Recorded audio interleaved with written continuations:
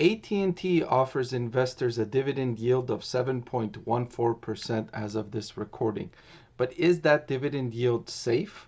Well, I wanted to look at that in this video here, looking at several of the metrics that I consider when I'm evaluating whether or not a dividend yield is safe. So let's jump right into it and let's look at these metrics. So the first thing I look at is I look at normalized earnings per share over the last 5 or more years, and I compare that with the dividend per share. And what I'm looking at is what percentage of earnings per share are paid out in dividends, or is it negative? Is dividends higher than earnings? And this is something that will tell me how sustainable these dividends are, because if dividends are too much or above earnings per share, that's not sustainable. That's like a household spending more than it's bringing in income, right? For a short time, you can sustain that with borrowing or working through your savings, but longer term, you can't sustain spending more than your income. That's a similar story with dividends and earnings. And so looking at AT&T, what I notice is earnings per share are fluctuating, even though I'm looking at normalized earnings per share, which tries to reduce the volatility in the earnings and spread out those one-time items. Still, there were times when dividends per share were greater than earnings per share, but briefly, only briefly. Longer term, for the most part, the company earns significant amount in earnings to support its dividend, just looking at the earnings compared to dividends. The other thing I like to look at when I'm considering the dividend is debt and cash, right? I talked about earlier how a household can support paying more or spending more than income if it can borrow or if it can work through savings. So I wanted to look at how much have they already borrowed and how much savings do they have in case they need to support the dividend through savings or through borrowing. And there isn't much room for AT&T in terms of borrowing. The company already has $143 billion in long-term debt.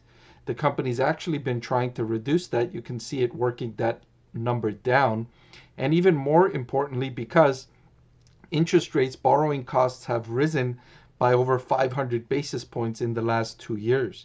And so AT&T is going to want to pay down that debt and not use more debt to support a dividend.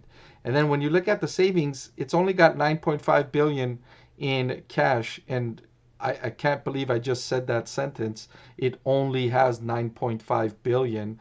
Well, it looks like only when you're comparing it with its long-term debt of $143 billion. I don't mean to minimize the massive number $9.5 billion in cash truly is. And then finally, I wanted to look at how much cash the company is generating, how much cash flow from operations it's generating over the recent 5 to longer 10-year period. And looking at this metric, AT&T looks strong. The company's generated at least $30 billion in cash flow from operations in almost every year going back to 2014. In 1 year, it generated over $48 billion in cash. Most recently, it generated $37 billion in cash flow from operations. The company's business is strongly recurring in nature. Customers renew their subscriptions at over 99%, so it's got a lot of recurring revenue.